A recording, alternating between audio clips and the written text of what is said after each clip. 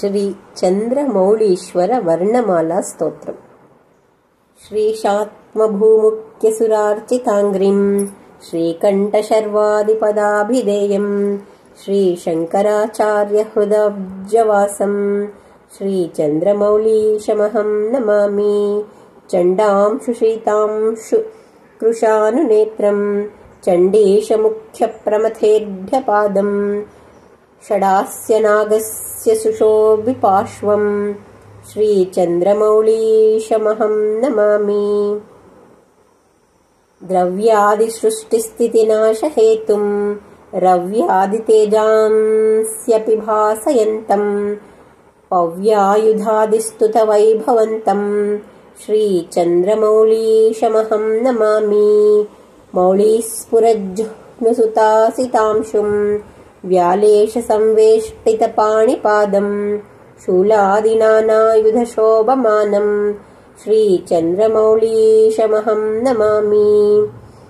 लीलाविनिर्धूतकृतान्तदर्पं शैलात्मजासं श्रितवामभागं शूलाग्रनिर्भिन्नसुरारिसङ्घं श्रीचन्द्रमौळीशमहं नमामि। शतैश्श्रुतीनां परिगीयमानं यतैर्मुनीन्द्रैः परिसेव्यमानं नतैः सुरेन्द्रैरभिपूज्यमानं श्रीचन्द्रमौळीशमहं नमामि। मत्ते भकृत्या परिशोभिताङ्गं चित्ते यतीनां सततं वसन्तं वित्तेशमुख्यैः परिवेष्टितं तं श्रीचन्द्रमौळीशमहं नमामि।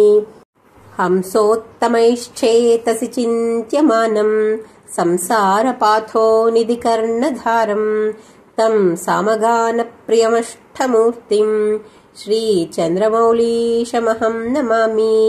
नतागहं नित्यचिदेकरूपं सतां गतिं सत्यसुखस्वरूपं हतान्धकं हृद्यपराक्रमन्तं श्रीचन्द्रमौळीशमहं नमामि।